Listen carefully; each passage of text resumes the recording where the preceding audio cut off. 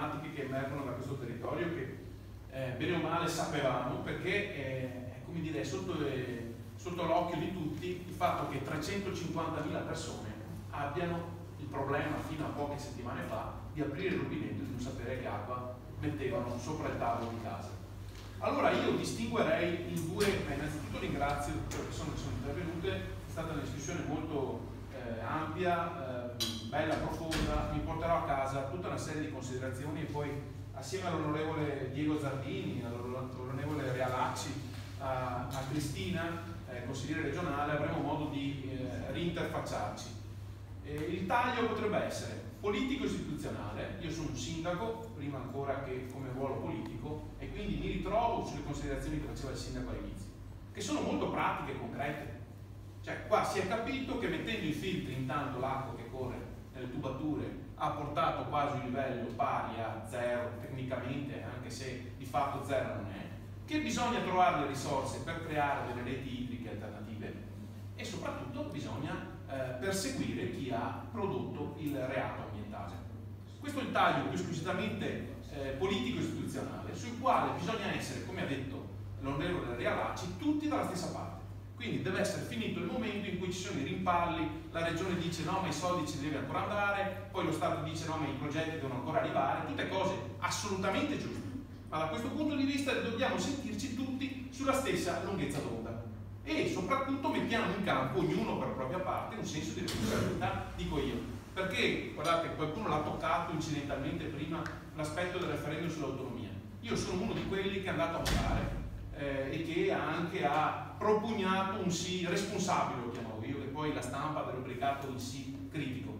Ma se si sono trovati facilmente e come dire senza nemmeno tanto torto collo 14 milioni di euro per fare il referendum, cosa assolutamente legittima dal mio punto di vista, per dire che serve a questo Veneto scegliersi delle materie che vuole gestire direttamente, che è più prossimo al tema, potrebbe essere anche non tanto per paradosso, a partire da questa emergenza che tocca il Veneto ma poi che abbiamo capito che riguarda l'Italia intera, quindi anche l'ambiente e le politiche dell'ambiente. Ma l'aspetto è, si sono trovati 14 milioni, non stiamo qui a rimpallarci chi deve metterli per primo, cioè se abbiamo capito che è un'emergenza, incalziamo la politica regionale come si sta facendo e abbiamo capito dalle giuste interlocuzioni che Cristina Guarda ci fa ripetutamente che la politica regionale è intervenuta quando c'è stato un movimento di popolo che è andato oltre i banchi della politica regionale. Cioè quando noi le portavamo l'attenzione del Consiglio regionale ce ne facevano quasi beffa perché dicevano sì, tanto finché non vado sui giornali, finché non vado in TV, finché non divento un caso, come dire, che va oltre il ricettacolo del parlarsi assieme, allora diventa qualcosa che tocca la politica regionale perché tocca il consenso. Allora ben venga che ci siano dei comitati, noi stiamo assolutamente su quella linea lì. Il Partito Democratico Veneto sarà vicinissimo su questi temi, su queste battaglie. Perché il secondo elemento, lo faccio velocissimamente, che è quello politico programmatico. Io lo dico già fin d'ora che il Partito Democratico Veneto nei prossimi anni incentrerà il proprio programma come uno dei primi punti essenziali, quello del tenere assieme l'ambiente con la produzione. Ha detto benissimo l'onorevole Armenta Realacci, non viviamo più nel momento in cui c'è questa dicotomia tra il produrre per produrre benessere e l'ambiente che invece è, come dire, salvaguardato solo da qualcuno che ha l'utopia di pensare che si debba vivere in un mondo migliore. Quello già basterebbe, ma non è più il tempo che viviamo oggi. Viviamo in un tempo in cui tutti i cittadini, anche gli imprenditori, sanno che in questa terra vivono, nascono, producono risorse, ma hanno anche i figli che vivono in questa terra. E quindi si rendono conto che non è più il tempo di mettere le due cose una in contrapposizione con l'altra. E tra l'altro l'economia ci dice che proprio il produrre in maniera ecosostenibile è il futuro anche economico. Soprattutto è il futuro di questo Veneto, qui in Veneto, in cui abbiamo 4 province, le prime 4 province su 5 in termini di risultato di turismo, di arrivo di turisti e quindi di economia del turismo, sono venete.